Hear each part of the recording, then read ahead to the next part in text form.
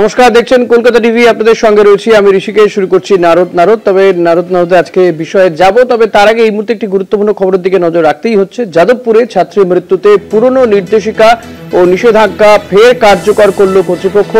বিশ্ববিদ্যালয়ে আগত 2 ও 4 চাকার গাড়িতে স্টিকার থাকা আবশ্যক করা হয়েছে। এছাড়াও একাধিক যে পুরনো নির্দেশিকা ছিল বা নিষেধাজ্ঞা ছিল সেগুলো আবারও কার্যকর করা হলো বলে জানা যাচ্ছে। যাদবপুরে ছাত্রের মৃত্যুর ঘটনার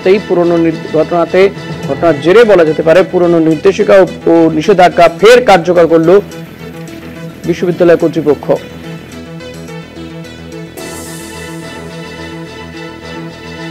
শ্রীরামপুর ভট্টাচার্য কি বলছে শুনবো। তারা আজকেও যখন চায় তারা তখন ইউনিয়ন রুম খুলতে পারে, তখন বন্ধ করতে পারে, তাদের বলার কেউ নেই। আজকে কর্তৃপক্ষ বলছেন যে রাত অব্দি অনুষ্ঠানের পারমিশন ছিল না। তবে কারা পারমিশন দিল, কাদের বলবতে এই প্রোগ্রামটা তারা করতে পারলো, কারা ওই সবার আশপাশে যেখানে প্রোগ্রাম হচ্ছে বিভিন্ন নেশাদ্রব্য এত বহুল পরিমাণে পাওয়া গেল, আমি প্রশ্ন তুলছি। আমি জানি না এখন এনার কি হয়েছে, আমি কোনো দাবি তার আগে করবো না, পোস্টমর্টম রিপোর্ট আসেনি।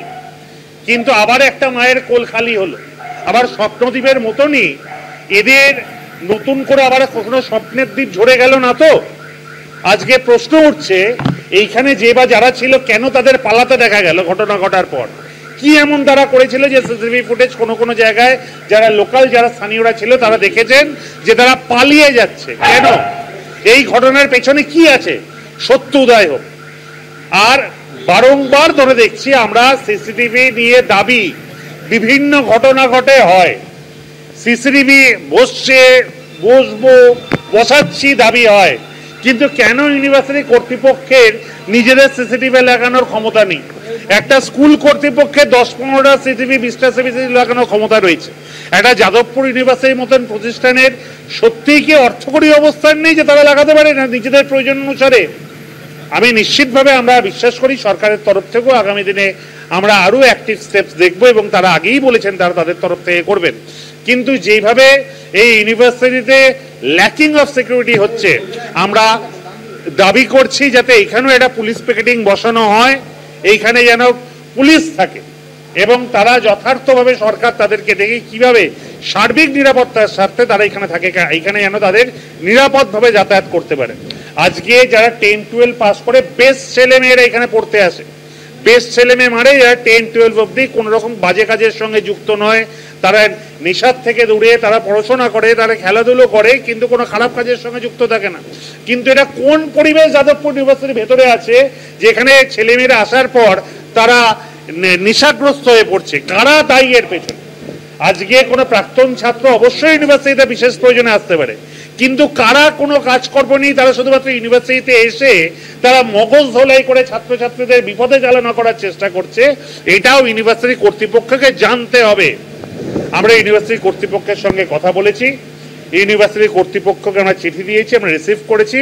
আমরা তাদের কাছে একটা 7 দিনের সময়সীমা দিয়েছি, তাদেরকে অনুরোধ করেছি 7 দিনের মধ্যে আপনারা জানান আপনারা কি কি স্টেপ নিচ্ছেন, কি কি ভূমিকা নিলেন।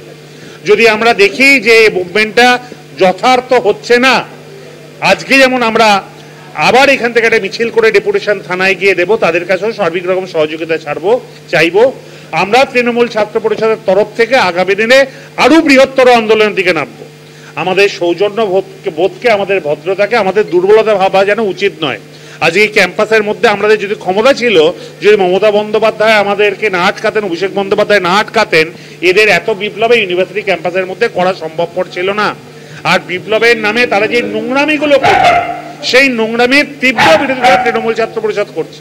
আমাদের প্রত্যেকটি রানিং স্টুডেন্টরা এখানে আছে, এবং এই ঘটনার পরবর্তী পর্যায়ে আমাদের কিশোরয় রায় আমাদের দায়িত্বপ্রাপ্ত, তিনি তার সঙ্গে প্রচুর ছাত্রছাত্রী যোগাযোগ করেছে। তারা বলেছে তারা ক্যাম্পাসের সিসিটিভি চাইছে, বিভিন্ন ইম্পর্টেন্ট স্পটগুলো সবার আগে সিসিটিভি লাগানো হোক, তারা সিকিউরিটি চাইছে, তারা পুলিশ পিকেটিং চাইছে, এবং আরো বেশ কিছু দাবি, বেশ কিছু আলোচনা হয়েছে কর্তৃপক্ষের সঙ্গে। আমরা যেহেতু তাদেরকে 7 দিনের সময়সীমা দিয়েছি, আমরা প্রত্যেকটি কথা মিডিয়ার সামনে আনছি না, কিন্তু সেইগুলো যদি না হয় আমরা অবশ্যই স্টেপ নেব।